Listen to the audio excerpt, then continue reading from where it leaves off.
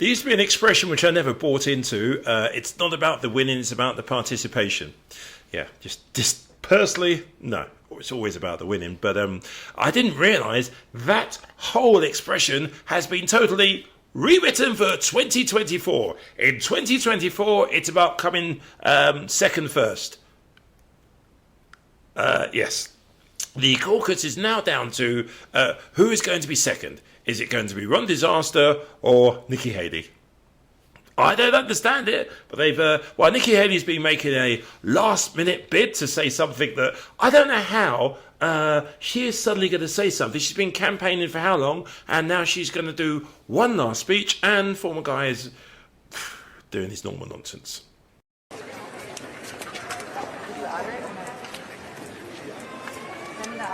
So at this time, my name is Will Rogers. I am the site caucus captain, and it's my pleasure to welcome you all here this evening. And thank you so much for braving the cold weather and coming out tonight for tonight's caucus event. So, with that being said, I'd like to start this evening with the invocation, and I'd like to invite Rabbi Emily Barton to please come and give our invocation this evening.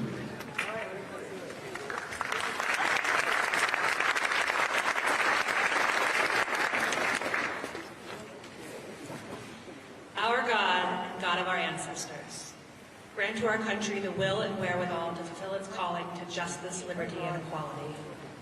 May each of us fulfill our responsibilities of citizenship with care, generosity, and gratitude, ever conscious of the extraordinary blessing of freedom, ever mindful of our duties to one another. Bless those who volunteer to labor on behalf of us all. May they find the strength and courage to complete their tasks and fulfill their dreams. May our judges, elected leaders, and all who hold public office exercise their responsibilities with wisdom, fairness, and justice for all. Fill them with love and kindness, and bless them that they may walk with integrity on the paths of peace and righteousness. Creator and protector of all, watch over our armed forces and all those entrusted with our safety as they daily put their lives at risk to protect us and our freedoms. Be with them in times of danger. Give them courage to act with honor and dignity, as well as insight to do what is right in your eyes. Fill us all with the gifts of love and courage, that we may create a world that reflects your glory. May we each respond to the charge of the prophet, for what does Adonai, or what does God demand of you? But to act justly, to love kindness, and to walk humbly with your God. May the one who brings peace on earth bring peace and prosperity to our world, and keep us in safety. And let us say, Amen. Amen. If you'd please rise at this time, I'm going to invite Todd Jacobus, he's a retired colonel from the Iowa National Guard, to join us to give the Pledge of Allegiance. And he sat way in the back and got in the middle of the row somehow. Please help me welcome Todd. Please join me in the Pledge of Allegiance to our country.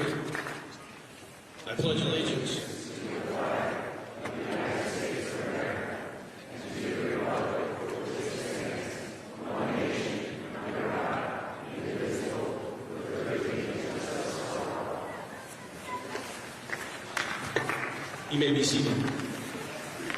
So the way we're going to run our caucus tonight, we're going to actually have the candidate. This wonderful microphone. Give me a moment.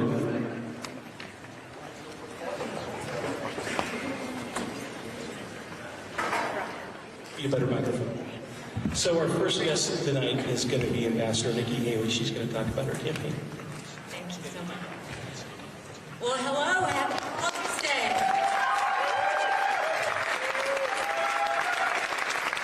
Thank you for getting out in the cold. I will tell you, it has been an amazing 11 months. Getting to know you, getting to listen to you, getting to hear you, getting to answer your questions. And after all those 11 months, we learned a lot from our farmers. We learned a lot from our small businesses. We learned a lot from Iowans. I started out as an accountant. And I ran as a Tea Party candidate and became governor of a state that had 11% unemployment.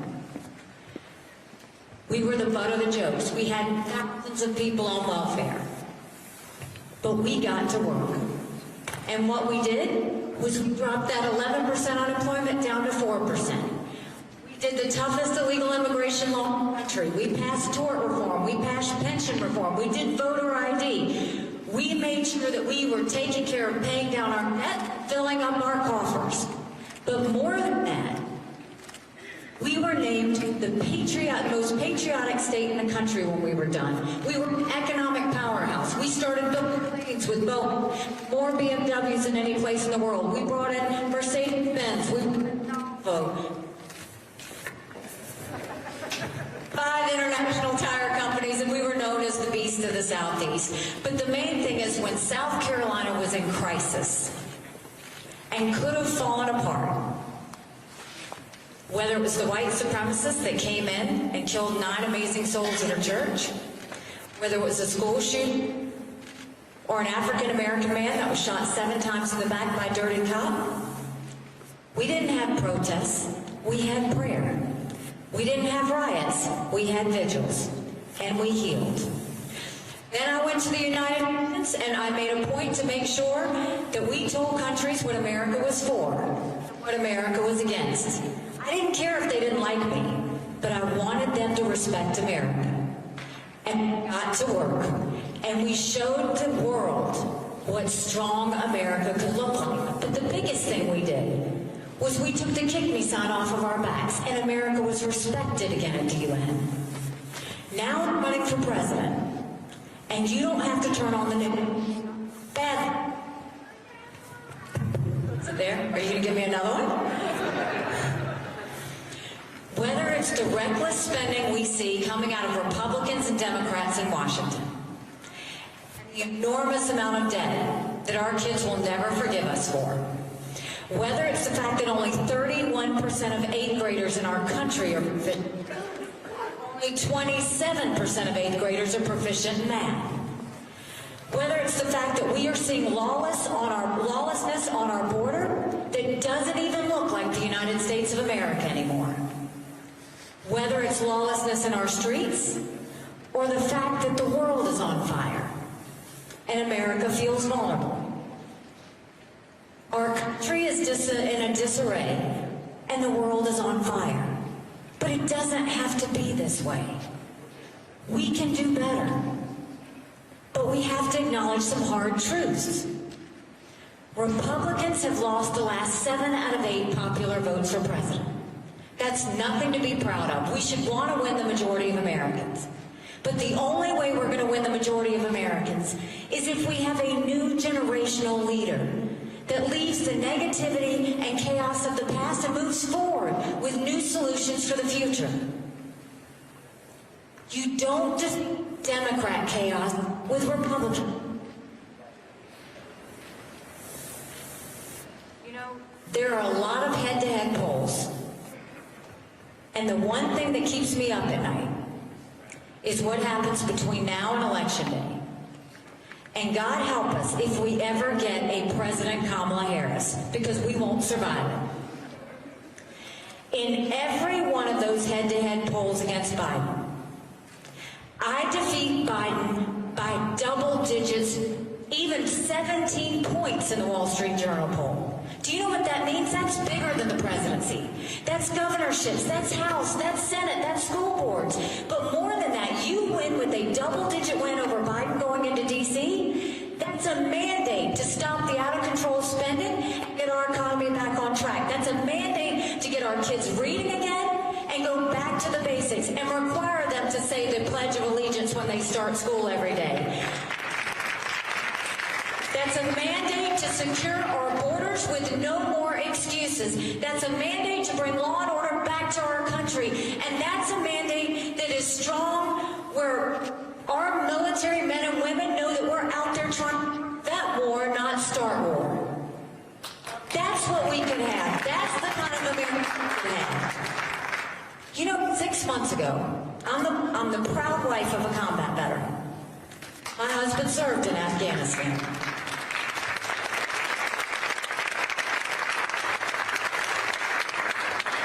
6 months ago, I dropped my husband Michael off at 4 a.m. for another year-long deployment. and I watched him and 230 soldiers pick up their 2 duffel bags of belongings to go to a country they'd never been, all in the name of protecting America.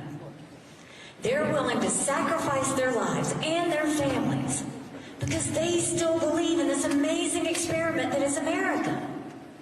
So if they're willing to sacrifice for us there, shouldn't we be willing to fight for America here? Because we have a country to save.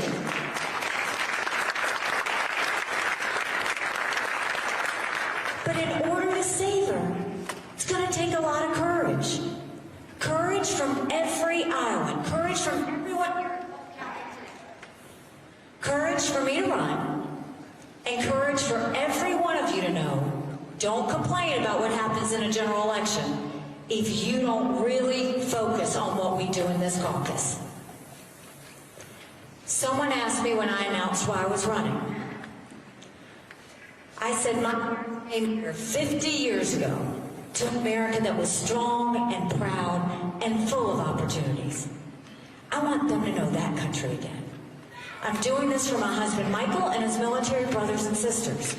They need to know their sacrifice matters. They need to know that we love our country. I'm doing this for my daughter who just got married, and I saw how hard it was for her and her husband to buy a home. The average home buyer in America now is 49 years old. The American dream is leaving them. And I'm doing this for my son who's a senior in college. And I am tired of watching him write papers of things he doesn't believe in just to get an A. That's not us. That's not America. And for the first time, 81% of Americans don't think their kids are going to live as good of a life as we did. We can't be okay with that. I'm not okay with that. We have a country to save. But in order to save her, not only do we need to start getting things back on track, we also need to heal. We also need to stop the chaos. We also need to stop the division. And we need to remember the value that made America great and always focus on the fact that it's faith, family, country. And if we go back to that, if you will bless me with your vote tonight, I promise you, I will spend every day trying to make you proud in the process. I know our best days are ahead. I trust all of you. Iowans do their homework. They know their issues. But more than that, you're patriotic, God-fearing, hard-working Americans. And this is your chance to show the power of your voice. And this is your chance to lead the way to get our country back on track. God bless you. Thank you. Actually, we have several speakers. The next speaker is going to be President Donald Trump.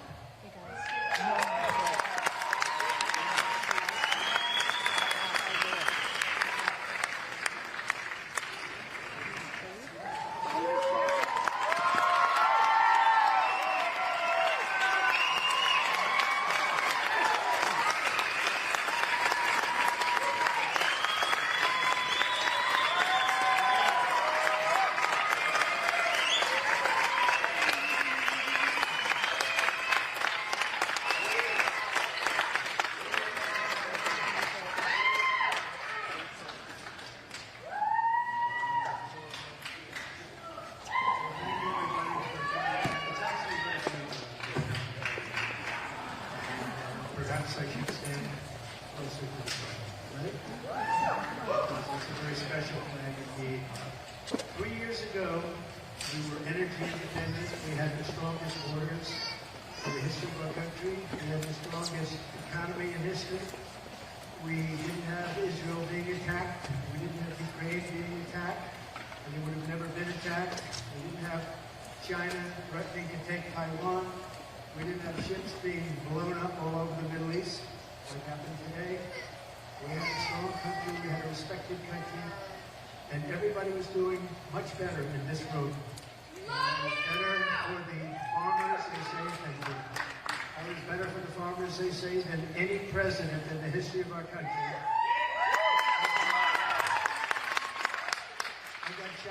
pay $28 billion to the farmers of our country because they took advantage of politicians that were doing a very poor job. And frankly, they took advantage of our great farmers, and that's not going to happen, and it will never happen with me. I stood up for ethanol like nobody has ever stood up for it. There's a big impact on Iowa and some other places, but in particular here. And we did a job like, frankly, nobody has done in a long, long time. We didn't have terrorism. We didn't have people pouring into our country. We didn't have an invasion where people are pouring in and coming in from prisons all over the world, from mental institutions and insane asylums all over the world. We have terrorists coming in now. In 2019, you probably saw the same chart. Even for me, they had 0 terrorists coming into our country captured. And as soon as we had an unfortunate event, we got more votes last time than any sitting president in the history of our country.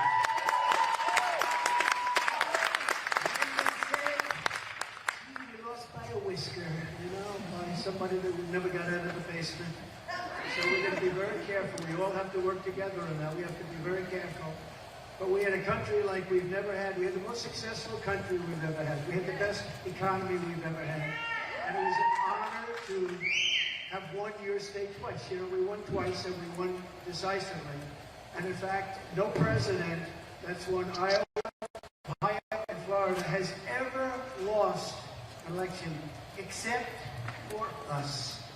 And again, we won twice and we won in landslides, all of those states. And we're going to win them again. We have better poll numbers now than we've ever had.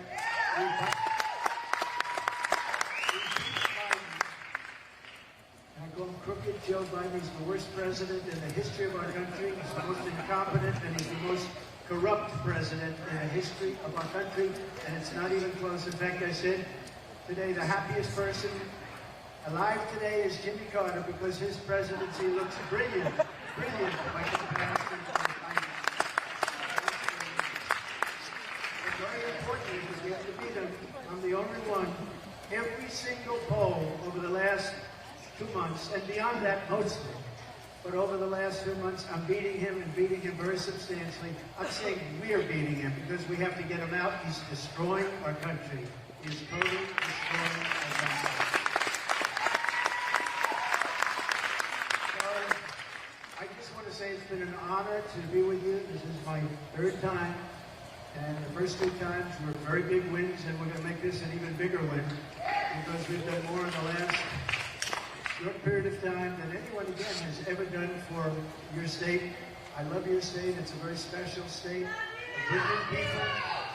People don't realize that it's not only farming, but people don't realize that a farmer has such incredible talent. And, a lot of my competitors aren't really into that, but I am into it. And one of the other things we did is first in the nation. I gave you first in the nation. I kept you there. As you know, the Democrats took it away. But I gave you personally first in the nation. That's why you're first in the nation. And with me, you're always going to be first in the nation. Very important.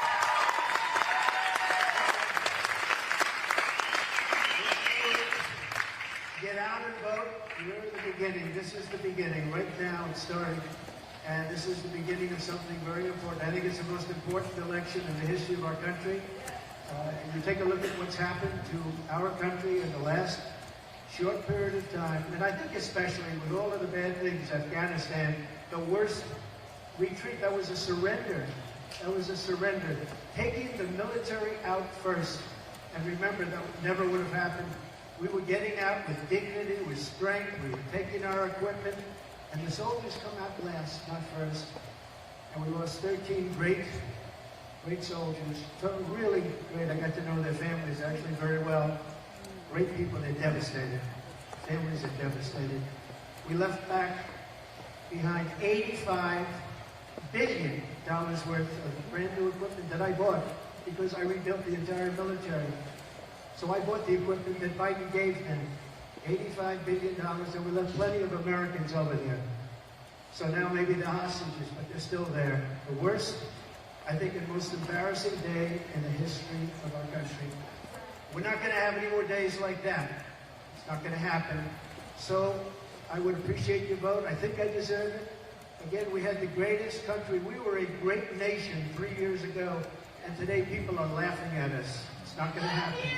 So I just want to thank everybody, and get out and vote, and I will see you later. Thank you very much.